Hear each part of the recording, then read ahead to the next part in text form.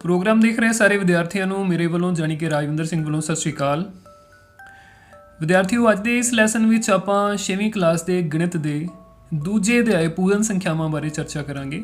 ਪੂਰਨ ਸੰਖਿਆਵਾਂ ਭਾਵ hole numbers.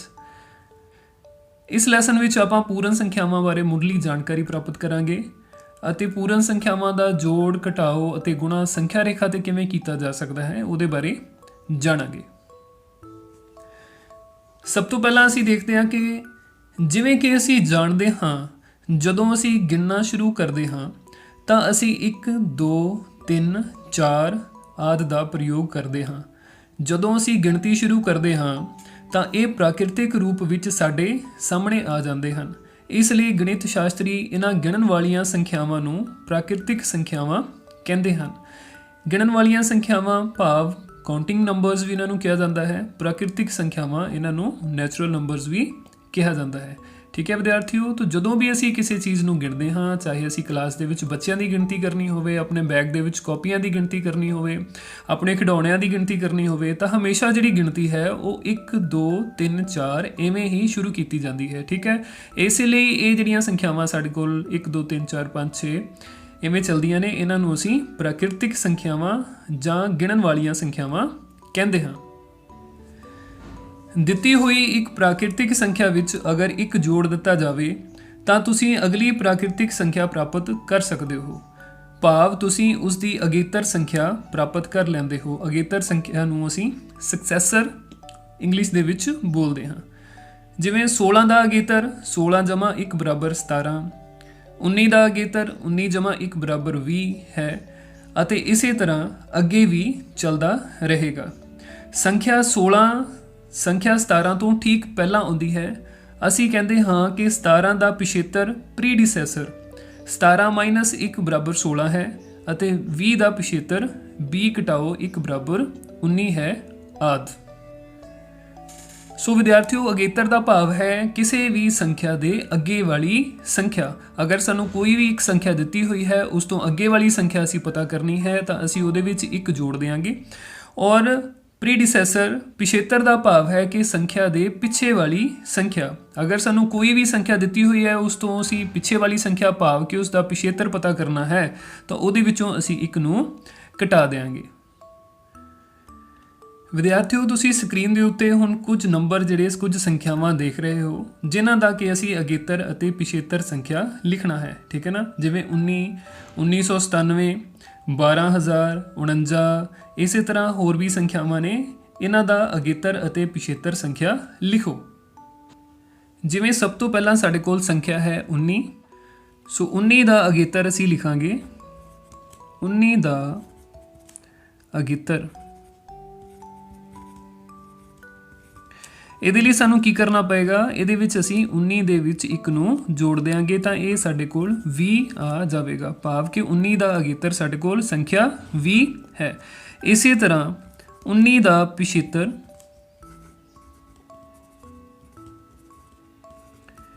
ਕਿਸੇ ਵੀ ਸੰਖਿਆ ਦਾ ਪਿਛੇਤਰ ਪਤਾ ਕਰਨ ਲਈ ਅਸੀਂ ਉਹਦੇ ਵਿੱਚੋਂ 1 ਘਟਾ ਦਿੰਦੇ ਹਾਂ, ਭਾਵ ਕਿ ਸਾਡੇ ਕੋਲ ਇਸ ਦਾ ਉੱਤਰ 18 ਆ ਜਾਵੇਗਾ। ਠੀਕ ਹੈ, ਤਾਂ 19 ਦਾ ਅਗੇਤਰ ਸਾਡੇ ਕੋਲ 20 ਹੈ ਅਤੇ 19 ਦਾ ਪਿਛੇਤਰ ਸਾਡੇ ਕੋਲ 18 ਹੈ।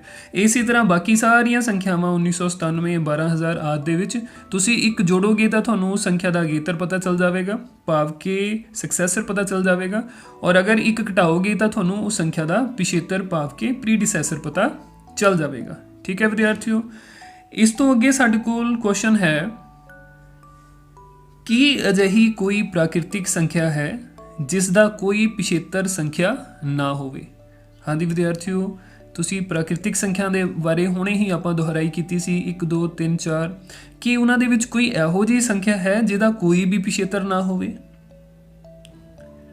ਬਿਲਕੁਲ ਸਹੀ। ਅਗਰ ਤੁਸੀਂ 1 ਸੋਚਿਆ ਹੈ ਤਾਂ ਬਿਲਕੁਲ ਸਹੀ ਹੈ, ਕਿਉਂਕਿ ਪ੍ਰਾਕਿਰਤਿਕ ਸੰਖਿਆਵਾਂ ਦੇ ਵਿੱਚ ਸਭ ਤੋਂ ਛੋਟੀ ਸੰਖਿਆ 1 ਹੁੰਦੀ ਹੈ ਔਰ 1 ਦਾ ਕੋਈ ਵੀ ਪਿਛੇਤਰ ਨਹੀਂ ਹੁੰਦਾ। ਠੀਕ ਹੈ, ਤਾਂ ਦੂਸਰਾ ਸਾਡੇ ਕੋਲ ਸਵਾਲ ਅਸੀਂ ਦੇਖਦੇ ਹਾਂ ਕਿ ਅਜਿਹੀ ਕੋਈ ਪ੍ਰਾਕਿਰਤਿਕ ਸੰਖਿਆ ਹੈ ਜਿਸ ਦਾ ਕੋਈ ਅਗੇਤਰ ਸੰਖਿਆ ਨਾ ਹੋਵੇ। ਕੀ ਕੋਈ ਅਖੀਰਲੀ ਪ੍ਰਾਕਿਰਤਿਕ ਸੰਖਿਆ ਹੈ? ਹਾਂਜੀ ਬੱਚਿਓ, ਤਾਂ ਇਹਦੇ ਬਾਰੇ ਅਸੀਂ ਹੁਣ ਸੋਚਣਾ ਹੈ ਕਿ ਪ੍ਰਾਕਿਰਤਿਕ ਸੰਖਿਆਵਾਂ ਦੇ ਵਿੱਚ ਸਭ ਤੋਂ ਵੱਡੀ ਸੰਖਿਆ ਆਪਾਂ ਲਿਖ ਸਕਦੇ ਹਾਂ ਕਿਹੜੀ ਹੈ, ਜਿਸ ਤੋਂ ਅੱਗੇ ਹੋਰ ਕੋਈ ਵੀ ਸੰਖਿਆ ਨਾ ਹੋਵੇ। ਬਿਲਕੁਲ ਨਹੀਂ।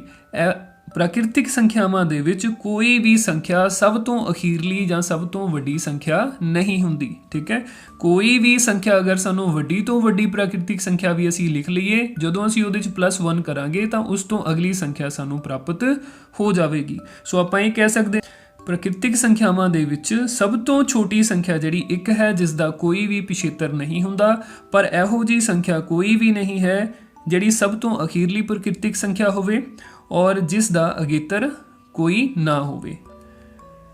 ਸੋ ਵਿਦਿਆਰਥੀਓ, ਮੈਨੂੰ ਉਮੀਦ ਹੈ ਕਿ ਤੁਸੀਂ ਪ੍ਰਾਕਿਰਤਿਕ ਸੰਖਿਆਵਾਂ ਦੇ ਵਿੱਚ ਅਗੇਤਰ ਅਤੇ ਪਿਛੇਤਰ ਜਾਣਨਾ, ਇਹਨੂੰ ਤੁਸੀਂ ਸਮਝ ਚੁੱਕੇ ਹੋ। ਵੈਸੇ ਇਹ ਚੀਜ਼ਾਂ ਤੁਸੀਂ ਪਹਿਲਾਂ ਛੋਟੀਆਂ ਜਮਾਤਾਂ ਦੇ ਵਿੱਚ ਵੀ ਪੜ੍ਹ ਚੁੱਕੇ ਹੋ। ਇਸ ਤੋਂ ਬਾਅਦ ਹੁਣ ਅਸੀਂ ਗੱਲ ਕਰਾਂਗੇ ਪੂਰਨ ਸੰਖਿਆਵਾਂ ਦੀ। ਠੀਕ ਹੈ, ਪੂਰਨ ਸੰਖਿਆਵਾਂ ਭਾਵ ਹੋਲ ਨੰਬਰਸ। ਅਸੀਂ ਦੇਖ ਚੁੱਕੇ ਹਾਂ ਕਿ ਪ੍ਰਾਕਿਰਤਿਕ ਸੰਖਿਆ 1 ਦਾ ਕੋਈ ਪਿਛੇਤਰ ਨਹੀਂ ਹੁੰਦਾ। ਠੀਕ ਹੈ ਨਾ, ਅਸੀਂ ਦੇਖਿਆ ਕਿ 1 ਦਾ ਕੋਈ ਪਿਛੇਤਰ ਨਹੀਂ ਹੈ। ਤਾਂ ਪ੍ਰਾਕਿਰਤਿਕ ਸੰਖਿਆਵਾਂ ਦੇ ਸੰਗ੍ਰਹਿ ਵਿੱਚ ਅਸੀਂ 0 ਨੂੰ 1 ਦੇ ਪਿਛੇਤਰ ਦੇ ਰੂਪ ਵਿੱਚ ਸ਼ਾਮਿਲ ਕਰਦੇ ਹਾਂ। ਠੀਕ ਹੈ, ਤਾਂ ਪ੍ਰਾਕਿਰਤਿਕ ਸੰਖਿਆਵਾਂ ਦੇ ਵਿੱਚ ਸਭ ਤੋਂ ਪਹਿਲਾਂ ਸਾਡੇ ਕੋਲ ਜਿਹੜੀ ਸੰਖਿਆ 1 ਤੋਂ ਸ਼ੁਰੂ ਹੁੰਦੀ ਸੀ, 1 2 3 4 5, ਇਹਦੇ ਵਿੱਚ ਆਪਾਂ 1 ਤੋਂ ਪਹਿਲਾਂ 0 ਨੂੰ ਸ਼ਾਮਿਲ ਕਰ ਲੈਂਦੇ ਹਾਂ ਤਾਂ ਇਹ ਸਾਡੇ ਕੋਲ ਪੂਰਨ ਸੰਖਿਆਵਾਂ ਬਣ ਜਾਂਦੀਆਂ ਨੇ। ਠੀਕ ਹੈ, ਪ੍ਰਾਕਿਰਤਿਕ ਸੰਖਿਆਵਾਂ 0 ਦੇ ਨਾਲ ਮਿਲ ਕੇ ਪੂਰਨ ਸੰਖਿਆਵਾਂ ਦਾ ਸੰਗ੍ਰਹਿ ਬਣਾਉਂਦੀਆਂ ਹਨ। ਪ੍ਰਾਕਿਰਤਿਕ ਸੰਖਿਆਵਾਂ 0 ਨੂੰ ਜਦੋਂ ਆਪਣੇ ਨਾਲ ਰਲਾ ਲੈਂਦੀਆਂ ਨੇ ਤੇ ਹੁਣ ਇਹ ਜਿਹੜਾ ਸਾਰਾ ਸੰਗ੍ਰਹਿ ਹੈ ਉਹ ਪੂਰਨ ਸੰਖਿਆਵਾਂ ਭਾਵ ਹੋਲ ਨੰਬਰਸ ਦਾ ਬਣ ਜਾਂਦਾ ਹੈ। ਇਸ ਤੋਂ ਬਾਅਦ ਅਸੀਂ ਇਸ ਵਿਸ਼ੇ ਨਾਲ ਸੰਬੰਧਿਤ 2-3 ਸਵਾਲ ਜਿਹੜੇ ਉਹ ਦੇਖ ਲੈਂਦੇ ਹਾਂ। ਪਹਿਲਾ ਸਵਾਲ ਹੈ ਕਿ ਸਾਰੀਆਂ ਪ੍ਰਾਕਿਰਤਿਕ ਸੰਖਿਆਵਾਂ ਪੂਰਨ ਸੰਖਿਆਵਾਂ ਵੀ ਹਨ? ਹਾਂਜੀ ਬੱਚਿਓ, ਕੀ ਸਾਰੀਆਂ ਪ੍ਰਾਕਿਰਤਿਕ ਸੰਖਿਆਵਾਂ ਪੂਰਨ ਸੰਖਿਆਵਾਂ ਵੀ ਹਨ? ਇਹ ਨੇ ਸਾਡੇ ਕੋਲ ਪ੍ਰਾਕਿਰਤਿਕ ਸੰਖਿਆਵਾਂ, ਇਹ ਨੇ ਸਾਡੇ ਕੋਲ ਪੂਰਨ ਸੰਖਿਆਵਾਂ। ਤਾਂ ਆਪਾਂ ਦੇਖ ਸਕਦੇ ਹਾਂ ਕਿ ਪ੍ਰਾਕਿਰਤਿਕ ਸੰਖਿਆਵਾਂ 1 2 3 4 5 6 ਇਹ ਸਾਰੀਆਂ ਹੀ ਪੂਰਨ ਸੰਖਿਆਵਾਂ ਦੇ ਵਿੱਚ ਵੀ ਆਉਂਦੀਆਂ ਨੇ। ਤਾਂ ਆਪਾਂ ਕਹਿ ਸਕਦੇ ਹਾਂ ਕਿ ਪ੍ਰਾਕਿਰਤਿਕ ਸੰਖਿਆਵਾਂ ਜਿਹੜੀਆਂ ਨੇ ਉਹ ਸਾਰੀਆਂ ਪੂਰਨ ਸੰਖਿਆਵਾਂ ਵੀ ਹੁੰਦੀਆਂ ਨੇ। ਠੀਕ ਹੈ, ਜਿੱਦਾਂ ਅਸੀਂ ਪੰਜਾਬ ਦੇ ਵਿੱਚ ਰਹਿੰਦੇ ਹਾਂ, ਪਰ ਪੰਜਾਬ ਜਿਹੜਾ ਹੈ ਉਹ ਸਾਡੇ ਕੋਲ ਪੂਰੇ ਇੰਡੀਆ ਦਾ ਇੱਕ ਪਾਰਟ ਹੈ। ਤਾਂ ਅਸੀਂ ਇਹ ਵੀ ਕਹਿ ਸਕਦੇ ਹਾਂ ਕਿ ਜਿੰਨੇ ਵੀ ਅਸੀਂ ਪੰਜਾਬ ਦੇ ਵਿੱਚ ਰਹਿੰਦੇ ਹਾਂ ਅਸੀਂ ਸਾਰੇ ਭਾਰਤੀ ਵੀ ਹਾਂ, ਅਸੀਂ ਭਾਰਤ ਦੇ ਵਾਸੀ ਵੀ ਹਾਂ। ਤਾਂ ਇਸੇ ਤਰ੍ਹਾਂ ਇਹ ਪ੍ਰਾਕਿਰਤਿਕ ਸੰਖਿਆਵਾਂ ਪੂਰਨ ਸੰਖਿਆਵਾਂ ਦੇ ਵਿੱਚ ਆਉਂਦੀਆਂ ਨੇ ਸਾਰੀਆਂ। ਤਾਂ ਸਾਰੀਆਂ ਹੀ ਪ੍ਰਾਕਿਰਤਿਕ ਸੰਖਿਆਵਾਂ ਸਾਡੇ ਕੋਲ ਪੂਰਨ ਸੰਖਿਆਵਾਂ ਹੁੰਦੀਆਂ ਨੇ। ਤਾਂ ਇਹ ਸਵਾਲ ਦਾ ਜਿਹੜਾ ਜਵਾਬ ਹੈ ਉਹ ਬਿਲਕੁਲ ਸਹੀ ਹੈ ਕਿ ਹਾਂ, ਸਾਰੀਆਂ ਪ੍ਰਾਕਿਰਤਿਕ ਸੰਖਿਆਵਾਂ ਪੂਰਨ ਸੰਖਿਆਵਾਂ ਵੀ ਹਨ। ਦੂਸਰਾ ਸਵਾਲ ਸਾਡੇ ਕੋਲ ਹੈ ਕਿ ਸਾਰੀਆਂ ਪੂਰਨ ਸੰਖਿਆਵਾਂ ਪ੍ਰਾਕਿਰਤਿਕ ਸੰਖਿਆਵਾਂ ਵੀ ਹਨ?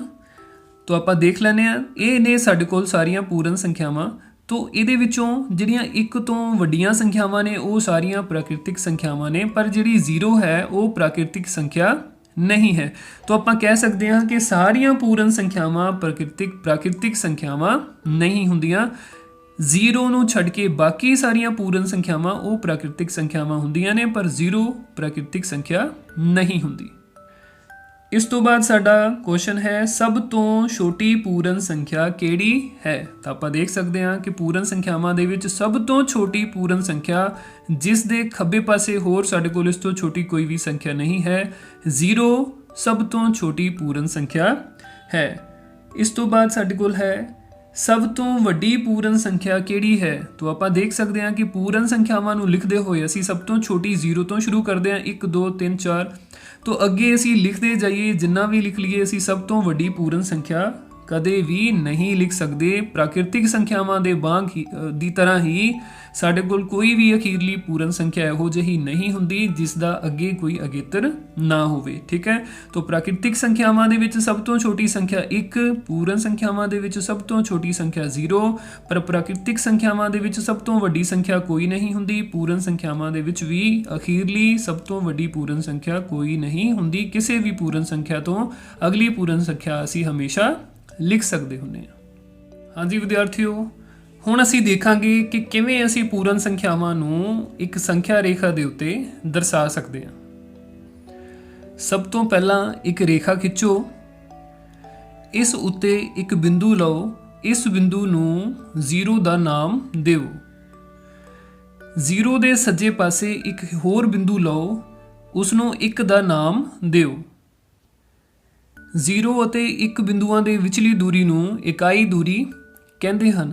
ਇਸੇ ਰੇਖਾ ਉੱਤੇ 1 ਦੇ ਸੱਜੇ ਪਾਸੇ ਇੱਕ ਇਕਾਈ ਦੂਰੀ ਤੇ ਇੱਕ ਬਿੰਦੂ ਲਵੋ ਅਤੇ ਉਸ ਨੂੰ 2 ਦਾ ਨਾਮ ਦਿਓ। ਇਸ ਵਿਧੀ ਦੀ ਵਰਤੋਂ ਕਰਦੇ ਹੋਏ ਸੰਖਿਆ ਰੇਖਾ ਉੱਤੇ ਇੱਕ ਇਕਾਈ ਦੀ ਦੂਰੀ ਉੱਤੇ ਬਿੰਦੂਆਂ 3, 4, 5 ਨਾਲ ਨਾਮ ਦਿਓ। ਤੁਸੀਂ ਸੱਜੇ ਪਾਸੇ ਕਿਸੇ ਵੀ ਪੂਰਨ ਸੰਖਿਆ ਤੱਕ ਜਾ ਸਕਦੇ ਹੋ। ਇਸ ਤਰ੍ਹਾਂ ਇਹ ਰੇਖਾ ਪੂਰਨ ਸੰਖਿਆਵਾਂ ਦੇ ਲਈ ਸੰਖਿਆ ਰੇਖਾ ਹੈ। ਸੋ ਅਸੀਂ ਦੇਖਿਆ ਕਿ ਇਸ ਸੰਖਿਆ ਰੇਖਾ ਦੇ ਵਿੱਚ ਇਹ ਸਾਰੇ ਬਿੰਦੂ ਜਿਹੜੇ ਨੇ ਉਹ ਇੱਕ ਦੂਜੇ ਤੋਂ ਇੱਕ ਇਕਾਈ ਦੀ ਦੂਰੀ ਉੱਤੇ ਹਨ। ਤਾਂ ਅਸੀਂ ਕਹਿ ਸਕਦੇ ਹਾਂ 0 ਤੋਂ 1 ਦੀ ਜਿਹੜੀ ਦੂਰੀ ਹੈ ਉਹ ਸਾਡੇ ਕੋਲ ਇੱਕ ਇਕਾਈ ਹੈ। 0 ਤੋਂ 2 ਦੀ ਅਗਰ ਅਸੀਂ ਦੂਰੀ ਦੀ ਗੱਲ ਕਰੀਏ ਤਾਂ ਇਹ ਸਾਡੇ ਕੋਲ 2 ਇਕਾਈਆਂ ਹੈ। ਇਸੇ ਤਰ੍ਹਾਂ ਅਗਰ 1 ਤੋਂ 3 ਬਿੰਦੂ ਦੀ ਦੂਰੀ ਦੀ ਗੱਲ ਕਰੀਏ ਤਾਂ ਇਹ ਸਾਡੇ ਕੋਲ 2 ਇਕਾਈਆਂ ਹੈ। ਔਰ 1 ਤੋਂ 4 ਬਿੰਦੂ ਤੱਕ ਦੀ ਜਿਹੜੀ ਦੂਰੀ ਹੈ ਇਹ ਸਾਡੇ ਕੋਲ 3 ਇਕਾਈਆਂ ਬਣਦੀ ਹੈ। ਇਸ ਤੋਂ ਬਾਅਦ ਵਿਦਿਆਰਥੀਓ ਅਸੀਂ ਕਰਾਂਗੇ ਸੰਖਿਆ ਰੇਖਾ ਉੱਤੇ ਪੂਰਨ ਸੰਖਿਆਵਾਂ ਦਾ ਜੋੜ। ਪੂਰਨ ਸੰਖਿਆਵਾਂ ਦੇ ਜੋੜ ਨੂੰ ਸੰਖਿਆ ਰੇਖਾ ਉੱਪਰ ਦਰਸਾਇਆ ਜਾ ਸਕਦਾ ਹੈ। ਆਓ 3 ਅਤੇ 4 ਦੇ ਜੋੜ ਨੂੰ ਦੇਖੀਏ। ਵਿਦਿਆਰਥੀਓ ਜਦੋਂ ਅਸੀਂ ਸੰਖਿਆ ਰੇਖਾ ਦੇ ਉੱਤੇ ਪੂਰਨ ਸੰਖਿਆਵਾਂ 3 ਅਤੇ 4 ਨੂੰ ਜੋੜਾਂਗੇ ਤਾਂ ਉਹਦੇ ਲਈ ਅਸੀਂ ਕੀ ਕਰਨਾ ਹੈ? ਸਭ ਤੋਂ ਪਹਿਲਾਂ ਅਸੀਂ ਇਹ ਦੇਖਣਾ ਕਿ ਪਹਿਲੀ ਸੰਖਿਆ ਸਾਡੇ ਕੋਲ ਕਿਹੜੀ ਹੈ। ਪਹਿਲੀ ਸੰਖਿਆ ਸਾਡੇ ਕੋਲ ਹੈ 3, ਤਾਂ ਅਸੀਂ ਸੰਖਿਆ ਰੇਖਾ ਦੇ ਉੱਤੇ 3 ਦੇਖਾਂਗੇ ਕਿੱਥੇ ਹੈ। ਠੀਕ ਹੈ, ਇਹ ਸਾਡਾ ਸਟਾਰਟਿੰਗ ਪੁਆਇੰਟ ਹੋਏਗਾ, ਇੱਥੋਂ ਅਸੀਂ ਅੱਗੇ ਸ਼ੁਰੂ ਕਰਨਾ ਹੈ। ਠੀਕ ਹੈ, ਇਸ ਤੋਂ ਬਾਅਦ ਅਗਲੀ ਸੰਖਿਆ ਸਾਡੇ ਕੋਲ ਹੈ 4।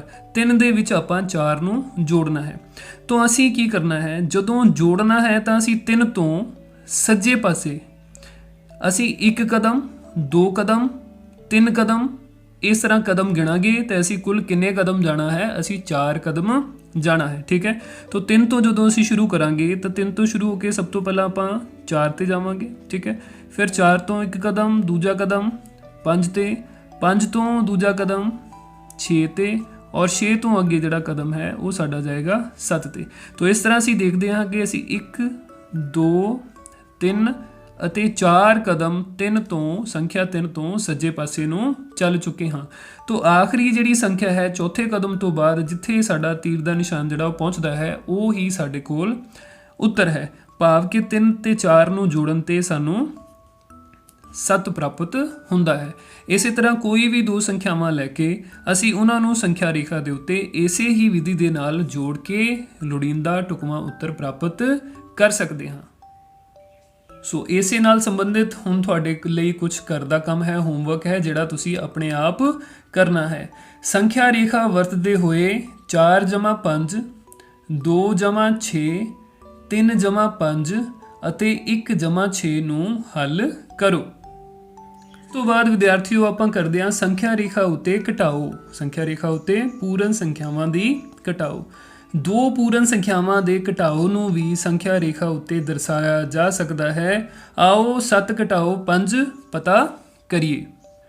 ਸੋ ਵਿਦਿਆਰਥੀਓ ਇਹ ਸਾਡੇ ਕੋਲ ਸੰਖਿਆ ਰੇਖਾ ਹੈ। ਸੰਖਿਆ ਰੇਖਾ ਦੇ ਉੱਤੇ 0 ਤੋਂ ਲੈ ਕੇ 8 ਤੱਕ ਕੁਝ ਨੰਬਰ ਜਿਹੜੇ ਹੈ ਸੰਖਿਆਵਾਂ ਉਹ ਅੰਕਿਤ ਕੀਤੀਆਂ ਗਈਆਂ ਹਨ ਔਰ ਇਸ ਸੰਖਿਆ ਰੇਖਾ ਦੀ ਮਦਦ ਦੇ ਨਾਲ ਅਸੀਂ 7 ਘਟਾਓ 5 ਕਰਨਾ ਹੈ, ਭਾਵ 7 ਦੇ ਵਿੱਚੋਂ 5 ਘਟਾਉਣਾ ਹੈ।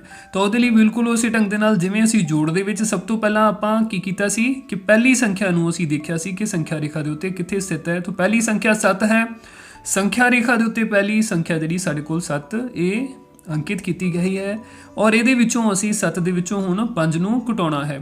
ਤਾਂ ਬੱਚਿਓ ਯਾਦ ਰੱਖਣਾ ਜਿਵੇਂ ਜੋੜ ਦੇ ਵੇਲੇ ਆਪਾਂ ਸ਼ੁਰੂਆਤ ਵਾਲੀ ਸੰਖਿਆ ਤੋਂ ਸੱਜੇ ਪਾਸੇ ਨੂੰ ਗਏ ਸੀ ਇੱਕ ਕਦਮ ਕਰਕੇ, ਇਸੇ ਤਰ੍ਹਾਂ ਘਟਾਓ ਵੇਲੇ ਆਪਾਂ ਪਹਿਲਾਂ ਜਿਹੜੀ ਦਿੱਤੀ ਸੰਖਿਆ ਹੈ ਉਸ ਤੋਂ ਸ਼ੁਰੂ ਕਰਕੇ ਖੱਬੇ ਪਾਸੇ ਨੂੰ ਜਾਣਾ ਹੈ। 7 ਤੋਂ ਅਸੀਂ ਸ਼ੁਰੂ ਕਰਾਂਗੇ ਔਰ ਖੱਬੇ ਪਾਸੇ ਨੂੰ ਉਨੇ ਹੀ ਕਦਮ ਜਾਵਾਂਗੇ ਜਿੰਨੀ ਕਿ ਅਸੀਂ ਸੰਖਿਆ ਇਹਦੇ ਵਿੱਚੋਂ ਘਟਾਉਣੀ ਹੈ। ਠੀਕ ਹੈ, ਤਾਂ ਅਸੀਂ 5 ਘਟਾਉਣੀ ਸੰਖਿਆ 5 ਨੂੰ 7 ਵਿੱਚੋਂ ਘਟਾਉਣਾ ਹੈ ਤਾਂ 7 ਤੋਂ ਸ਼ੁਰੂ ਕਰਕੇ ਖੱਬੇ ਪਾਸੇ ਨੂੰ 5 ਕਦਮ ਜਾਵਾਂਗੇ। ਠੀਕ ਹੈ, ਤਾਂ ਸਭ ਤੋਂ ਪਹਿਲਾਂ ਆਪਾਂ ਚੱਲਦੇ ਹਾਂ ਤੇ 6 ਦੇ ਉੱਤੇ ਆ ਜਾਂਦੇ ਹਾਂ। ਪਹਿਲਾ ਕਦਮ, ਇਸ ਤੋਂ ਬਾਅਦ ਦੂਜਾ ਕਦਮ, ਇਸ ਤੋਂ ਬਾਅਦ ਤੀਜਾ ਕਦਮ, ਇਸ ਤੋਂ ਬਾਅਦ ਚੌਥਾ ਕਦਮ ਤੇ ਇਸ ਤੋਂ ਬਾਅਦ ਪੰਜਵਾਂ ਕਦਮ।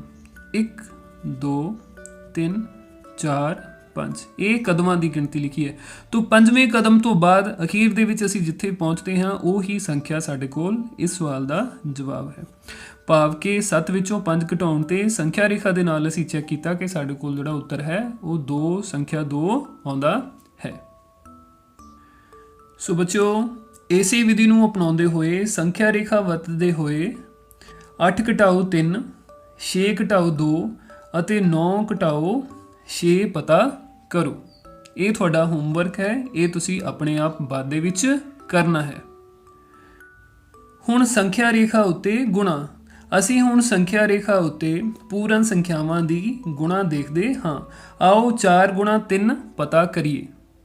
ਵਿਦਿਆਰਥੀਓ, ਤੋਂ ਸੰਖਿਆ ਰੇਖਾ ਦੇ ਉੱਤੇ ਪੂਰਨ ਸੰਖਿਆਵਾਂ ਦੀ ਗੁਣਾ ਦੇ ਵਿੱਚ ਆਪਾਂ 4 ਨੂੰ 3 ਨਾਲ ਗੁਣਾ ਕਰਨ ਲੱਗੇ। ਅਸੀਂ 4 ਕਦਮ ਲੈਣੇ ਨੇ। ਜਿਹੜੀ ਪਹਿਲੀ ਸੰਖਿਆ ਹੈ 4 ਗੁਣਾ 3 ਹੈ, 4 ਕਦਮ ਲੈਣੇ ਨੇ ਔਰ ਹਰ ਇੱਕ ਕਦਮ ਦੀ ਜਿਹੜੀ ਸਾਡੇ ਕੋਲ ਦੂਰੀ ਹੈ, ਲੰਬਾਈ ਹੈ, ਉਹ 3 ਇਕਾਈਆਂ ਦੇ ਬਰਾਬਰ ਹੋਏਗੀ। ਭਾਵ ਕਿ 0 ਤੋਂ ਅਸੀਂ ਸ਼ੁਰੂ ਕਰਨਾ ਹੈ। 0 ਤੋਂ ਸ਼ੁਰੂ ਕਰਕੇ ਆਪਾਂ ਸੱਜੇ ਪਾਸੇ ਨੂੰ ਜਾਵਾਂਗੇ ਤੇ ਪਹਿਲਾ ਕਦਮ ਜਿਹੜਾ ਸਾਡਾ ਉਹ 0 ਤੋਂ 3 ਤੱਕ ਆਏਗਾ, 3 ਇਕਾਈਆਂ ਨੂੰ ਕਵਰ ਕਰਦਾ ਹੋਇਆ। ਠੀਕ ਹੈ, तो ਇਸੇ ਤਰ੍ਹਾਂ 3 ਇਕਾਈਆਂ ਦਾ ਇੱਕ ਸਾਡਾ ਕਦਮ ਹੋਏਗਾ ਤੇ ਕੁੱਲ ਕਦਮ ਆਪਾਂ 4 ਲੈਣੇ ਨੇ ਸੱਜੇ ਪਾਸੇ ਵੱਲ ਨੂੰ। ਠੀਕ ਹੈ, 0 ਤੋਂ 3। ਇਸ ਤੋਂ ਬਾਅਦ ਅਗਲਾ ਜਿਹੜਾ ਕਦਮ ਹੈ ਉਹ ਸਾਡਾ 6 ਤੇ ਜਾਏਗਾ। 6 ਤੋਂ ਬਾਅਦ ਅਗਲਾ ਕਦਮ ਸਾਡਾ 9 ਤੇ ਜਾਏਗਾ ਔਰ 9 ਤੋਂ ਬਾਅਦ ਅਗਲਾ ਕਦਮ ਸਾਡਾ 12 ਤੇ ਜਾਏਗਾ। ਠੀਕ ਹੈ, तो 4 ਕਦਮ ਲਏ ਨੇ ਔਰ ਚਾਰੋਂ ਕਦਮ ਜਿਹੜੇ ਨੇ ਉਹ ਸਾਡੇ ਕੋਲ 3-3 ਇਕਾਈਆਂ ਦੇ ਹਨ। तो ਇਸ ਤਰ੍ਹਾਂ ਸੰਖਿਆ ਸਾਨੂੰ 12 ਜਿਹੜੀ ਆਖਰੀ ਪ੍ਰਾਪਤ ਹੁੰਦੀ ਹੈ ਉਹ ਹੀ ਸਾਡੇ ਕੋਲ 4 ਤੇ 3 ਦਾ ਗੁਣਨਫਲ ਹੈ। ਠੀਕ ਹੈ ਵਿਦਿਆਰਥੀਓ, तो ਇਸੇ ਤਰ੍ਹਾਂ ਅਸੀਂ ਦੇਖਿਆ ਕਿ ਸੰਖਿਆ ਰੇਖਾ ਨੂੰ ਵਰਤ ਕੇ ਦੀ ਵਰਤੋਂ ਕਰਕੇ ਆਪਾਂ ਪੂਰਨ ਸੰਖਿਆਵਾਂ ਦਾ ਜੋੜ, ਘਟਾਓ ਅਤੇ ਗੁਣਾ ਵੀ ਕਰ ਸਕਦੇ ਹਾਂ। ਇਸ ਤੋਂ ਬਾਅਦ ਸੰਖਿਆ ਰੇਖਾ ਵਰਤਦੇ ਹੋਏ 2 ਗੁਣਾ 6, 3 ਗੁਣਾ 3 ਅਤੇ 4 ਗੁਣਾ 2 ਪਤਾ ਕਰੋ। ਠੀਕ ਹੈ ਵਿਦਿਆਰਥੀਓ, ਇਹ ਤੁਹਾਡਾ ਹੋਮਵਰਕ ਹੈ। ਪਹਿਲੇ ਸਵਾਲਾਂ ਦੀ ਤਰ੍ਹਾਂ ਇਹ ਤੁਸੀਂ ਗੁਣਾ ਸੰਖਿਆ ਰੇਖਾ ਦੇ ਉੱਤੇ ਕਰਕੇ ਆਪ ਦੇਖਣੀ ਹੈ। ਪਿਆਰੇ ਵਿਦਿਆਰਥੀਓ, ਇਸ ਤੋਂ ਬਾਅਦ ਅਸੀਂ ਅਭਿਆਸ 2.1 ਦੇ ਕੁਝ ਸਵਾਲ ਜਿਹੜੇ ਨੇ ਉਹ ਹੱਲ ਕਰਾਂਗੇ। ਠੀਕ ਹੈ, तो ਸਭ ਤੋਂ ਪਹਿਲਾਂ ਸਾਡੇ ਕੋਲ ਸਵਾਲ ਹੈ ਕਿ 10,999 ਦੇ ਬਾਅਦ ਅਗਲੀਆਂ 3 ਪ੍ਰਾਕਿਰਤਿਕ ਸੰਖਿਆਵਾਂ ਲਿਖੋ। ਭਾਵ ਕਿ 10,999 ਦਾ ਅਸੀਂ ਅਗੇਤਰ ਲਿਖਣਾ ਹੈ, ਫਿਰ ਜੋ ਸੰਖਿਆ ਸਾਡੇ ਕੋਲ ਉੱਤਰ ਆਏਗੀ ਉਹਦਾ ਫਿਰ ਅਗੇਤਰ ਲਿਖਣਾ ਹੈ ਔਰ ਫਿਰ ਇੱਕ ਵਾਰ ਉਹਦਾ ਅਗੇਤਰ ਲਿਖਣਾ ਹੈ। तो 3 ਅਗੇਤਰ ਅਸੀਂ ਇਹਦੇ 'ਚ ਲਿਖਣੇ ਨੇ। तो ਅਗਲੀਆਂ 3 ਪ੍ਰਾਕਿਰਤਿਕ ਸੰਖਿਆਵਾਂ ਪਤਾ ਕਰਨ ਲਈ ਆਪਾਂ ਕੀ ਕਰਾਂਗੇ? ਸਭ ਤੋਂ ਪਹਿਲਾਂ 10,999 ਦੇ ਵਿੱਚ ਆਪਾਂ 1 ਜੋੜਾਂਗੇ। ਅਸੀਂ ਜਦੋਂ 10,999 ਦੇ ਵਿੱਚ 1 ਜੋੜਾਂਗੇ ਤਾਂ ਇਹ ਸਾਡੇ ਕੋਲ 9 ਤੇ 1 ਕਿੰਨਾ ਹੋ ਜਾਏਗਾ? 10। 0 ਇੱਥੇ ਆ ਜਾਏਗਾ, 1 ਹਾਸਲ ਲਵਾਂਗੇ ਆਪਾਂ। तो 9 ਤੇ 1 ਫਿਰ 10, ਫਿਰ 1 ਹਾਸਲ ਆ ਜਾਏਗਾ। 9 ਤੇ 1 ਫਿਰ 10 ਆਣਗੇ, ਫਿਰ 1 ਹਾਸਲ ਆ ਜਾਏਗਾ। तो ਇਹ ਸਾਡੇ ਕੋਲ 1 ਤੇ 1 ਬਚੇਗਾ, ਭਾਵ ਕਿ 11,000। ਇਸੇ ਤਰ੍ਹਾਂ ਹੁਣ ਅਸੀਂ 11,000 ਦੇ ਵਿੱਚ ਫਿਰ ਦੁਬਾਰਾ 1 ਜੋੜ ਦਿਆਂਗੇ ਤਾਂ ਇਹ ਸਾਡੇ ਕੋਲ 11,001 ਬਣ ਜਾਏਗਾ। ਇੱਕ ਵਾਰ ਫਿਰ ਅਸੀਂ 11,001 ਦੇ ਵਿੱਚ 1 ਨੂੰ ਫਿਰ ਜੋੜਾਂਗੇ ਤਾਂ ਇਹ ਸਾਡੇ ਕੋਲ 2,0,0,1,1 ਬਣ ਜਾਏਗਾ, ਭਾਵ ਕਿ 11,002 ਬਣ ਜਾਏਗਾ। ਠੀਕ ਹੈ, तो ਇਸ ਤਰ੍ਹਾਂ 10,999 ਤੋਂ ਅਗਲੀਆਂ 3 ਪ੍ਰਾਕਿਰਤਿਕ ਸੰਖਿਆਵਾਂ 11,000, 11,001 ਅਤੇ 11,002 ਹਨ। ਇਹ ਅਸੀਂ ਆਪਣੀ ਕਾਪੀ ਦੇ ਵਿੱਚ, ਆਪਣੀ ਨੋਟਬੁੱਕ ਦੇ ਵਿੱਚ ਐਵੇਂ ਉਤਾਰ ਲਵਾਂਗੇ। ਠੀਕ, ਇਸ ਤੋਂ ਬਾਅਦ ਅਗਲਾ ਸਵਾਲ ਸਾਡੇ ਕੋਲ ਹੈ ਕਿ 10,001 ਤੋਂ ਠੀਕ ਪਹਿਲਾਂ ਆਉਣ ਵਾਲੀਆਂ 3 ਪੂਰਨ ਸੰਖਿਆਵਾਂ ਲਿਖੋ। तो 10,001 ਤੋਂ ਠੀਕ ਪਹਿਲਾਂ ਆਉਣ ਵਾਲੀਆਂ 3 ਪੂਰਨ ਸੰਖਿਆਵਾਂ ਪਤਾ ਕਰਨ ਦੇ ਲਈ ਅਸੀਂ ਕੀ ਕਰਾਂਗੇ? ਅਸੀਂ ਇਹਨਾਂ ਦੇ ਵਿੱਚੋਂ ਇੱਕ ਵਾਰ ਕਰਕੇ ਇੱਕ ਘਟਾਉਂਦੇ ਜਾਵਾਂਗੇ। तो ਸਭ ਤੋਂ ਪਹਿਲਾਂ ਇਹਦੇ ਵਿੱਚੋਂ 1 ਅਸੀਂ ਮਾਈਨਸ ਕਰਾਂਗੇ, ਘਟਾਵਾਂਗੇ ਤਾਂ ਇਹ ਸਾਡੇ ਕੋਲ 10,000 ਬਣ ਜਾਏਗਾ। ਫਿਰ ਅਸੀਂ 10,000 ਦੇ ਵਿੱਚੋਂ ਫਿਰ ਜਦੋਂ 1 ਘਟਾਵਾਂਗੇ ਤਾਂ ਇਹ ਸਾਡੇ ਕੋਲ ਇੱਥੇ 10 ਬਣ ਜਾਏਗਾ ਤੇ 9 ਆਏਗਾ ਤੇ 9 ਆਏਗਾ ਔਰ ਇੱਥੇ 9 ਆਏਗਾ ਘਟ ਕੇ। ਠੀਕ ਹੈ, तो 10 ਦੇ ਵਿੱਚੋਂ 1 ਘਟਾਇਆ, ਇਹ ਸਾਡੇ ਕੋਲ 9 ਬਚੇਗਾ, ਫਿਰ ਸਾਡੇ ਕੋਲ 9 ਆ ਜਾਏਗਾ, 9 ਆ ਜਾਏਗਾ, 9। ਠੀਕ ਹੈ, तो ਇਸ ਤਰ੍ਹਾਂ 10,001 ਦੇ ਵਿੱਚੋਂ 1 ਘਟਾਉਣ ਤੇ ਸਾਨੂੰ 10,000 ਪ੍ਰਾਪਤ ਹੋਇਆ ਔਰ 10,000 ਦੇ ਵਿੱਚੋਂ 1 ਘਟਾਉਣ ਤੇ 9,999 ਪ੍ਰਾਪਤ ਹੁੰਦਾ ਹੈ। ਇਸ ਤੋਂ ਬਾਅਦ 9,999 ਦੇ ਵਿੱਚੋਂ ਇੱਕ ਵਾਰ ਅਸੀਂ ਫਿਰ ਮਾਈਨਸ 1 ਕਰਾਂਗੇ, 1 ਨੂੰ ਘਟਾਵਾਂਗੇ ਤਾਂ ਇਹ ਸਾਡੇ ਕੋਲ 9 ਦੇ ਵਿੱਚੋਂ 1 ਘਟਾਇਆ 8 ਆ ਜਾਏਗਾ। 9 9 ਤੇ 9 9,998 ਬਣੇਗਾ। ਠੀਕ ਹੈ, तो ਇਸ ਤਰ੍ਹਾਂ 10,001 ਤੋਂ ਪਹਿਲਾਂ ਆਉਣ ਵਾਲੀਆਂ 3 ਪੂਰਨ ਸੰਖਿਆਵਾਂ 10,000, 9,999 ਅਤੇ 9,998 ਹਨ। ਇਸ ਤਰ੍ਹਾਂ ਇਸ ਨੂੰ ਅਸੀਂ ਕਾਪੀ ਤੇ ਆਪਣੀ ਨੋਟਬੁੱਕ ਤੇ ਨੋਟ ਕਰ ਲਵਾਂਗੇ। सो विद्यार्थियों अगला सवाल है सब तो छोटी पूर्ण संख्या किहड़ी है। तो आप इसी वीडियो के पहला इसका जिक्र जोड़ा वो कर आए हैं कि सब तो छोटी पूर्ण संख्या साढ़े कोल 0 है, भाव के 0 है। ठीक है, तो इस तो बाद चौथा क्वेश्चन साढ़े कोल है कि 32 ਅਤੇ 53 ਦੇ ਵਿਚਕਾਰ ਕਿੰਨੀਆਂ पूर्ण संख्यावां ਹਨ। सो असी लिखांगे 32 ਅਤੇ 53 ਦੇ ਵਿਚਕਾਰ पूर्ण संख्यावां ਦੀ ਗਿਣਤੀ। ਇਹਦੇ ਲਈ ਤੁਸੀਂ ਯਾਦ ਰੱਖਣਾ ਹੈ ਜਦੋਂ ਵੀ ਅਸੀਂ ਦੋ पूर्ण संख्यावां ਦੇ ਵਿਚਕਾਰ पूर्ण संख्यावां ਦੀ ਗਿਣਤੀ ਪਤਾ ਕਰਨੀ ਹੈ ਤਾਂ ਅਸੀਂ ਵੱਡੀ ਸੰਖਿਆ ਦੇ ਵਿੱਚੋਂ ਛੋਟੀ ਸੰਖਿਆ ਮਾਈਨਸ ਕਰਾਂਗੇ, ਪਰ ਇਹਦੇ ਨਾਲ ਨਾਲ ਇੱਕ ਹੋਰ ਮਾਈਨਸ ਕਰਾਂਗੇ। ਠੀਕ है, मतलब कि 53 घटाओ 32 घटाओ 1। ठीक है, तो पहले 53 ਦੇ ਵਿੱਚੋਂ 32 ਅਸੀਂ ਘਟਾਵਾਂਗੇ ਤਾਂ ਇਹ ਸਾਡੇ ਕੋਲ 21 ਆ ਜਾਏਗਾ। 21 ਦੇ ਵਿੱਚੋਂ 1 ਅਸੀਂ ਹੋਰ ਘਟਾਵਾਂਗੇ ਤਾਂ ਇਹ ਸਾਡੇ ਕੋਲ 20 ਆਏਗਾ। ਠੀਕ ਹੈ, तो इस तरह 32 ਅਤੇ 53 ਦੇ ਵਿਚਕਾਰ ਸਾਡੇ ਕੋਲ ਪੂਰਨ ਸੰਖਿਆਵਾਂ ਦੀ ਗਿਣਤੀ 20 ਹੈ। इस तरह ਅਸੀਂ ਧਿਆਨ ਰੱਖਣਾ ਹੈ ਕਿ ਕੋਈ ਵੀ ਦੋ ਪੂਰਨ ਸੰਖਿਆਵਾਂ ਸਾਨੂੰ ਦਿੱਤੀਆਂ ਹੋਣ ਉਹਨਾਂ ਦੇ ਵਿਚਕਾਰ ਦੀਆਂ ਪੂਰਨ ਸੰਖਿਆਵਾਂ ਦੀ ਅਸੀਂ ਗਿਣਤੀ ਅਗਰ ਪਤਾ ਕਰਨੀ ਹੋਵੇ ਤਾਂ ਵੱਡੀ ਸੰਖਿਆ ਦੇ ਵਿੱਚੋਂ ਛੋਟੀ ਸੰਖਿਆ ਨੂੰ ਘਟਾ ਕੇ ਜੋ ਸਾਡੇ ਕੋਲ ਉੱਤਰ ਆਏਗਾ ਉਹਦੇ ਵਿੱਚੋਂ ਅਸੀਂ ਇੱਕ ਹੋਰ ਮਾਈਨਸ ਕਰਨਾ ਹੈ, ਫਿਰ ਸਾਡੇ ਕੋਲ ਉਸ ਸਵਾਲ ਦਾ ਸਹੀ ਜਿਹੜਾ ਉੱਤਰ ਉਹ ਮਿਲ ਪਾਏਗਾ। ਠੀਕ ਹੈ ਵਿਦਿਆਰਥੀਓ, ਇਸ ਤੋਂ ਬਾਅਦ ਸਾਡੇ ਕੋਲ ਪੰਜਵਾਂ ਤੇ ਛੇਵਾਂ ਸਵਾਲ ਜਿਹੜਾ ਤੁਸੀਂ ਉਹ ਸਕਰੀਨ ਤੇ ਦੇਖ ਸਕਦੇ ਹੋ। ਪੰਜਵਾਂ ਸਵਾਲ ਸਾਡੇ ਕੋਲ ਹੈ कि हेठां लिखियां दे अगेतर लिखो, तो छेवां सवाल है हेठां लिखियां दे पिछेतर लिखो। तो ये अगेतर ते पिछेतर किवें पता करने ने ये असी इसे लैसन के शुरुआत दे विच उहदे बारे आपां गल करके आए हैं कि जेकर असी किसी भी संख्या का किसी भी पूर्ण संख्या का अगेतर पता करना है तो आपां उहदे विच एक नूं जोड़ देंगे, और जेकर किसी संख्या का पिछेतर पता करना है तो उहदे विचों असी एक नूं घटा देंगे। ठीक है, तो ये पंजवें दे ते छेवें दे जिहड़े पार्ट्स ने सारे ये तुसी अपने आप प्रैक्टिस करनी है। इन्हां दी बहुत ईजी क्वेश्चन ने, बहुत आसानी दे नाल तुसी इन्हां नूं कर सकते हैं। इन्हां तो बाद सतवां सवाल साडे कोल है कि संख्या दे हेठां लिखे जोड़ियां विचों हरेक दे लई संख्या रेखा उत्ते किहड़ी पूर्ण संख्या दूसरी संख्या दे खब्बे पासे स्थित है। इन्हां दे विचकार ढुकवें चिन्ह ਦਾ ਪ੍ਰਯੋਗ ਕਰਦੇ ਹੋਏ ਲਿਖੋ।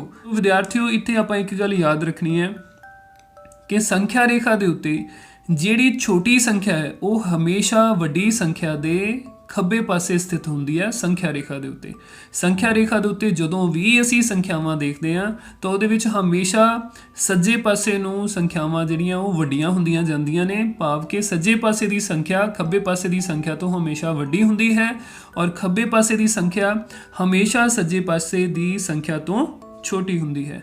तो ਇਹਦੇ ਵਿੱਚ ਜਿਹੜਾ ਪਹਿਲਾ ਸਵਾਲ ਹੈ ਸਾਡੇ ਕੋਲ ਇਹ ਪਾਰਟ ਸੰਖਿਆ 530 ਅਤੇ 503 ਇਹਨਾਂ ਦੋਨਾਂ ਦੇ ਵਿੱਚ ਸਾਨੂੰ ਪਤਾ ਹੈ ਕਿ ਜਿਹੜੀ ਸੰਖਿਆ 503 ਹੈ ਉਹ 530 ਦੇ ਨਾਲੋਂ ਛੋਟੀ ਹੈ। ਸੋ ਅਸੀਂ ਲਿਖਾਂਗੇ ਸੰਖਿਆ 503 ਸੰਖਿਆ 530 ਦੇ ਖੱਬੇ ਪਾਸੇ ਸਥਿਤ ਹੈ ਔਰ 530 ਵੱਡਾ ਹੈ 503 ਦੇ ਨਾਲੋਂ। ਠੀਕ ਹੈ, ਇਸੇ ਤਰ੍ਹਾਂ ਦੂਸਰਾ ਸਵਾਲ ਉਹਦੇ ਵਿੱਚ ਸਾਡੇ ਕੋਲ ਸੰਖਿਆਵਾਂ ਜਿਹੜੀਆਂ ਦਿੱਤੀਆਂ ਨੇ 370 ਤੇ 307 ਦਿੱਤੀਆਂ ਨੇ। ਇਹਦੇ ਵਿੱਚ 307 ਜਿਹੜੀ ਸੰਖਿਆ ਹੈ ਉਹ 370 ਤੋਂ ਛੋਟੀ ਹੈ, ਭਾਵ ਕਿ ਸੰਖਿਆ 307 ਸੰਖਿਆ 370 ਦੇ ਖੱਬੇ ਪਾਸੇ ਸਥਿਤ ਹੈ ਤੇ ਸਥਿਤ ਹੋਵੇਗੀ। ਠੀਕ ਹੈ, तो 370 ਜਿਹੜਾ ਹੈ ਉਹ ਸਾਡੇ ਕੋਲ ਸੰਖਿਆ 307 ਤੋਂ ਵੱਡੀ ਹੈ। ਇਸੇ ਢੰਗ ਦੇ ਨਾਲ ਤੁਸੀਂ ਇਹਦਾ ਸੀ ਪਾਰਟ ਉਹ ਵੀ ਕਰ ਸਕਦੇ ਹੋ। ਉਹਦੇ ਵਿੱਚ ਸਾਨੂੰ ਪਤਾ ਹੈ ਕਿ ਜਿਹੜੀ 98000 ਵਾਲੀ ਸੰਖਿਆ ਹੈ ਉਹ ਪੱਕੀ ਗੱਲ ਹੈ ਕਿ 56000 ਵਾਲੀ ਸੰਖਿਆ ਤੋਂ ਵੱਡੀ ਹੋਏਗੀ ਤੇ 55799 ਵਾਲੀ ਸੰਖਿਆ ਜਿਹੜੀ ਹੈ ਉਹ ਸੰਖਿਆ 98765 ਦੇ ਖੱਬੇ ਪਾਸੇ ਸਥਿਤ ਹੈ। ਠੀਕ, ਇਸੇ ਤਰ੍ਹਾਂ ਡੀ ਪਾਰਟ ਜਿਹੜਾ ਇਹ ਤੁਸੀਂ ਆਪਣੇ ਆਪ ਕਰਨਾ ਹੈ। ਇਹਨੂੰ ਆਪਣੇ ਆਪ ਹੀ ਤੁਸੀਂ ਕਾਪੀ ਦੇ ਉੱਤੇ ਨੋਟਬੁੱਕ ਦੇ ਉੱਤੇ ਨੋਟ ਕਰ ਲੈਣਾ ਹੈ ਇਹਦਾ ਆਨਸਰ। ਸੋ ਪਿਆਰੇ ਵਿਦਿਆਰਥੀਓ, ਇਸ ਤੋਂ ਬਾਅਦ ਸਾਡੇ ਕੋਲ ਅਭਿਆਸ 2.1 ਦਾ ਜਿਹੜਾ ਆਖਰੀ ਕੁਐਸਚਨ ਹੈ ਹੇਠਾਂ ਲਿਖੇ ਕਥਨਾਂ ਵਿੱਚ ਕਿਹੜੇ ਕਥਨ ਸੱਚ ਹਨ ਅਤੇ ਕਿਹੜੇ ਝੂਠ ਹਨ। ਠੀਕ ਹੈ, ਇਹਦੇ ਵਿੱਚ ਸਾਨੂੰ ਕੁਝ ਸਟੇਟਮੈਂਟਸ ਜਿਹੜੀਆਂ ਦਿੱਤੀਆਂ ਨੇ, ਕੁਝ ਕਥਨ ਸਾਨੂੰ ਦਿੱਤੇ ਗਏ ਨੇ, ਉਹਨਾਂ ਦੇ ਵਿੱਚੋਂ ਅਸੀਂ ਦੱਸਣਾ ਹੈ ਕਿ ਇਹ ਲਿਖਿਆ ਹੋਇਆ ਕਥਨ ਸਾਡੇ ਕੋਲ ਸੱਚ ਹੈ ਜਾਂ ਝੂਠ ਹੈ। ਤਾਂ ਸਭ ਤੋਂ ਪਹਿਲਾਂ ਸਾਡੇ ਕੋਲ ਕਥਨ ਤੁਸੀਂ ਦੇਖ ਸਕਦੇ ਹੋ ਕਿ 0 ਸਭ ਤੋਂ ਛੋਟੀ ਪ੍ਰਾਕਿਰਤਿਕ ਸੰਖਿਆ ਹੈ। ਤੇ ਸਾਨੂੰ ਪਤਾ ਹੈ ਕਿ 0 ਜਿਹੜੀ ਉਹ ਪ੍ਰਾਕਿਰਤਿਕ ਸੰਖਿਆ ਹੀ ਨਹੀਂ ਹੁੰਦੀ। ਸਭ ਤੋਂ ਛੋਟੀ ਪ੍ਰਾਕਿਰਤਿਕ ਸੰਖਿਆ ਸਾਡੇ ਕੋਲ ਕਿਹੜੀ ਹੁੰਦੀ ਹੈ? ਬਿਲਕੁਲ ਠੀਕ। ਸਭ ਤੋਂ ਛੋਟੀ ਪ੍ਰਾਕਿਰਤਿਕ ਸੰਖਿਆ ਸਾਡੇ ਕੋਲ 1 ਹੁੰਦੀ ਹੈ। 0 ਸਭ ਤੋਂ ਛੋਟੀ ਪ੍ਰਾਕਿਰਤਿਕ ਸੰਖਿਆ ਨਹੀਂ ਹੈ। ਇੱਥੋਂ ਤੱਕ ਕਿ 0 ਪ੍ਰਾਕਿਰਤਿਕ ਸੰਖਿਆ ਹੀ ਨਹੀਂ ਹੈ। ਸੋ ਇਸ ਇਹ ਕਥਨ ਦਾ ਜਿਹੜਾ ਸਾਡੇ ਕੋਲ ਆਨਸਰ ਹੈ ਉਹ ਸਾਡੇ ਕੋਲ ਝੂਠ ਆਏਗਾ। ਠੀਕ ਹੈ, ਇਹ ਕਥਨ ਝੂਠ ਹੈ। ਬੀ ਪਾਰਟ ਸਾਡੇ ਕੋਲ ਹੈ 400 ਸੰਖਿਆ 399 ਦੀ ਪਿਛੇਤਰ ਸੰਖਿਆ ਹੈ। ਤੋ ਜਿਹੜਾ 400 ਹੈ ਉਹ ਸਾਡੇ ਕੋਲ 399 ਤੋਂ ਵੱਡਾ ਹੈ। 399 ਦੇ ਵਿੱਚ ਜੇਕਰ ਅਸੀਂ 1 ਜੋੜਦੇ ਹਾਂ ਤਾਂ ਸਾਡੇ ਕੋਲ 400 ਪ੍ਰਾਪਤ ਹੁੰਦਾ ਹੈ। ਭਾਵ ਕਿ 400 399 ਦੀ ਪਿਛੇਤਰ ਨਹੀਂ ਅਗੇਤਰ ਸੰਖਿਆ ਹੈ। ਤੋ ਇਹ ਕਥਨ ਵੀ ਸਾਡੇ ਕੋਲ ਝੂਠ ਹੈ। ਇਸ ਤੋਂ ਬਾਅਦ ਸੀ ਕਥਨ ਸਾਡੇ ਕੋਲ ਹੈ 0 ਸਭ ਤੋਂ ਛੋਟੀ ਪੂਰਨ ਸੰਖਿਆ ਹੈ। 0 ਸਭ ਤੋਂ ਛੋਟੀ ਪੂਰਨ ਸੰਖਿਆ ਹੈ। तो की ਇਹਦਾ आंसर सच आएगा कि झूठ आएगा? बिल्कुल सही, ਇਹਦਾ आंसर सच आएगा। ਇਹਦਾ उत्तर सच होएगा क्योंकि 0 ही सब तो छोटी पूर्ण संख्या ਹੁੰਦੀ है। इस तो बाद डी ਸਾਡੇ ਕੋਲ है 600 संख्या 599 ਦੀ ਅਗੇਤਰ संख्या है। हाँ जी प्यारे बच्चों, ਇਹਦਾ ਕੀ उत्तर होएगा? सच है या झूठ है? बिल्कुल ठीक, ये सच है। 600 ही संख्या 599 ਦੀ ਅਗੇਤਰ संख्या ਹੁੰਦੀ है। ਇਹ ਪਾਰਟ ਸਾਡੇ ਕੋਲ ਹੈ ਸਾਰੀਆਂ ਪ੍ਰਾਕਿਰਤਿਕ ਸੰਖਿਆਵਾਂ ਪੂਰਨ ਸੰਖਿਆਵਾਂ ਹਨ। ਇਹਦੇ ਬਾਰੇ ਚਰਚਾ ਅਸੀਂ ਅੱਜ ਦੇ ਹੀ ਲੈਸਨ ਵਿੱਚ ਪਹਿਲਾਂ ਕਰਕੇ ਆਏ ਹਾਂ ਕਿ ਸਾਰੀਆਂ ਪ੍ਰਾਕਿਰਤਿਕ ਸੰਖਿਆਵਾਂ ਪੂਰਨ ਸੰਖਿਆਵਾਂ ਹੀ ਹੁੰਦੀਆਂ ਹਨ। ਸੋ ਇਹ ਕਥਨ ਸਾਡੇ ਕੋਲ ਕੀ ਹੈ? ਬਿਲਕੁਲ ਠੀਕ, ਸੱਚ ਹੈ। ਇਸ ਤੋਂ ਬਾਅਦ ਕਥਨ ਹੈ ਸਾਰੀਆਂ ਪੂਰਨ ਸੰਖਿਆਵਾਂ ਪ੍ਰਾਕਿਰਤਿਕ ਸੰਖਿਆਵਾਂ ਹਨ। ਇਹਦੇ ਬਾਰੇ ਵੀ ਆਪਾਂ ਚਰਚਾ ਕੀਤੀ ਸੀ ਸ਼ੁਰੂ ਦੇ ਵਿੱਚ ਹੀ ਕਿ ਸਾਰੀਆਂ ਪੂਰਨ ਸੰਖਿਆਵਾਂ ਪ੍ਰਾਕਿਰਤਿਕ ਸੰਖਿਆਵਾਂ ਨਹੀਂ ਹੁੰਦੀਆਂ ਕਿਉਂਕਿ ਪੂਰਨ ਸੰਖਿਆਵਾਂ ਦੇ ਵਿੱਚ ਸਾਡੇ ਕੋਲ 0 ਵੀ ਹੁੰਦੀ ਹੈ ਜੋ ਕਿ ਪ੍ਰਾਕਿਰਤਿਕ ਸੰਖਿਆ ਨਹੀਂ ਹੁੰਦੀ। ਸੋ ਇਹ ਕਥਨ ਝੂਠ ਹੈ। ਇਸ ਤੋਂ ਬਾਅਦ ਜੀ ਜਿਹੜਾ ਕਥਨ ਹੈ ਸਾਡੇ ਕੋਲ 2 ਅੰਕਾਂ ਦੀ ਪੂਰਨ ਸੰਖਿਆਵਾਂ ਦਾ ਪਿਛੇਤਰ 1 ਅੰਕ ਦੀ ਸੰਖਿਆ ਕਦੇ ਨਹੀਂ ਹੋ ਸਕਦਾ। 2 ਅੰਕਾਂ ਦੀ ਪੂਰਨ ਸੰਖਿਆ ਦਾ ਪਿਛੇਤਰ 1 ਅੰਕ ਦੀ ਸੰਖਿਆ ਹੋ ਸਕਦਾ ਹੈ। ਕਿਉਂ ਹੋ ਸਕਦਾ ਹੈ ਬੱਚੋ? ਕਿਹੜੀ 2 ਅੰਕਾਂ ਦੀ ਸੰਖਿਆ ਹੈ ਜਿਹਦੇ ਵਿੱਚੋਂ ਅਗਰ ਅਸੀਂ 1 ਮਾਈਨਸ ਕਰਾਂਗੇ ਤਾਂ ਸਾਡੇ ਕੋਲ 1 ਅੰਕ ਦੀ ਸੰਖਿਆ ਮਿਲੇਗੀ? ਬਿਲਕੁਲ ਸਹੀ, 10। 10 ਸਾਡੇ ਕੋਲ ਜਿਹੜਾ ਇਹੋ ਜਿਹਾ ਨੰਬਰ ਹੈ, ਇਹੋ ਜਿਹੀ ਪੂਰਨ ਸੰਖਿਆ ਹੈ। ਅਗਰ ਅਸੀਂ ਇਹਦਾ ਪਿਛੇਤਰ ਦੇਖਦੇ ਹਾਂ ਤਾਂ ਉਹ ਸਾਡੇ ਕੋਲ 9 ਬਣਦਾ ਹੈ। 10 ਘਟਾਓ 1 ਬਰਾਬਰ 9 ਤੇ 9 1 ਅੰਕ ਦੀ ਸੰਖਿਆ ਹੈ। ਸੋ ਇਹ ਕਥਨ ਸਾਡੇ ਕੋਲ ਸਹੀ ਨਹੀਂ ਹੈ, ਇਹ ਝੂਠ ਹੈ।